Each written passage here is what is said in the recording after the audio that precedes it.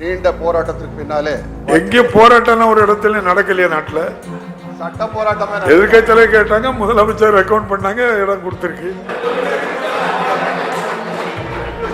முன்னால மாதிரி கொடுக்காம இருக்கல, கொடுத்திருக்கு. சரி, நன்றி, அதற்கு நன்றி. திமுக தேர்தல் அறிக்கையில் இல்ல தம்பி, கேள்வி இல்ல, நீங்க கேள்வி நேரம் இந்த உங்க இதை சொல்லுங்க.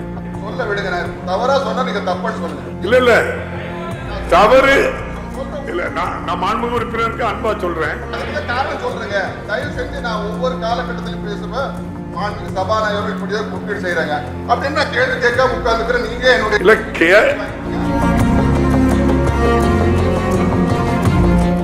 மாண்புமிகு உறுப்பினர் ஏ.கே. செல்வராஜ். மாண்புமிகு பேரவைத் தலைவர்களே, தங்களுக்கு என்னுடைய வணக்கத்தை தெரிவித்துக் கொள்கிறேன்.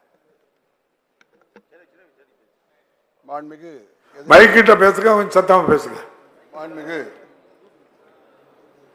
முன்னாள் முதலமைச்சர் எதிர்க்கட்சி தலைவர் அண்ணன் எடப்பாடியார் அவர்களை வணங்குகிறேன். நீண்ட போராட்டத்திற்கு பின்னாலே எதிர்க்கட்சி துணைத் தலைவராக பொறுப்பேற்றிருக்கிற மாண்புமிகு உதயகுமார் அவர்களை பாராட்டி. எங்கே போராட்டம் ஒரு இடத்துல நடக்கலையா நாட்டுல? சட்ட போராட்டமே எதிர்க்கட்சியில கேட்டாங்க, முதலமைச்சர் ரெக்கமெண்ட் பண்ணாங்க, இடம் கொடுத்திருக்கு.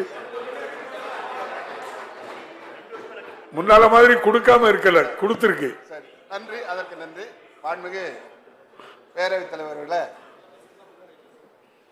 கோவை மாவட்டம் மேட்டுப்பாளையம் சட்டமன்ற தொகுதி மற்றும் சுற்று வட்டாரங்களில் படித்த இளைஞர்கள் அதிகமாக உள்ளார்கள். அவர்கள் தற்சமயம் சென்னை, பெங்களூரு போன்ற டயர் 1 மற்றும் கோவை போன்ற டயர் 2 நகரங்களிலே பணியாற்றி வருகிறார்கள். திமுக தேர்தல் அறிக்கையில் இல்ல தம்பி, இல்ல நீங்க கேள்வி நேரம் இந்த உங்க இதை சொல்லுங்க. இத மட்டும் கேள்வியை சொல்லுங்க. சொல்ல விடுங்க, தவறா சொன்னா நீங்க தப்புன்னு சொல்லுங்க. இல்ல இல்ல தவறு இல்ல, நான் மாண்புமிகு உறுப்பினருக்கு அன்பா சொல்றேன். அமைச்சர் அது முடியாது இருக்காங்க, மறுபரிசீலனை பண்ண சொல்லுங்க, அவ்வளவுதான் கேள்வி. காரணம் சொல்றேங்க, தயவு செஞ்சு நான் ஒவ்வொரு காலகட்டத்திலும் பேசுவேன்.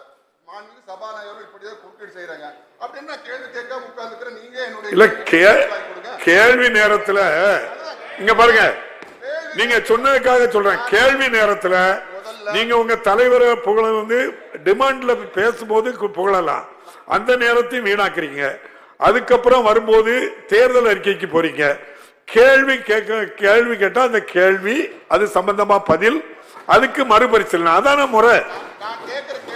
கேளுங்க, இப்ப கேளுங்க, நீ தானே சொல்றீங்க, கேளுங்க.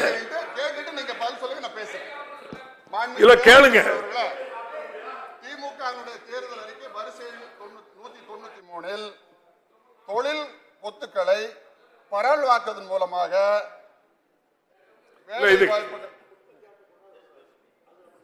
தொழில் கொத்துக்களை இல்ல நீங்க ஒரு நிமிஷங்க, இல்ல நீங்க உங்களை டிமாண்ட்ல நீங்க பேசும்போது எது வேணாலும் பேசுங்க.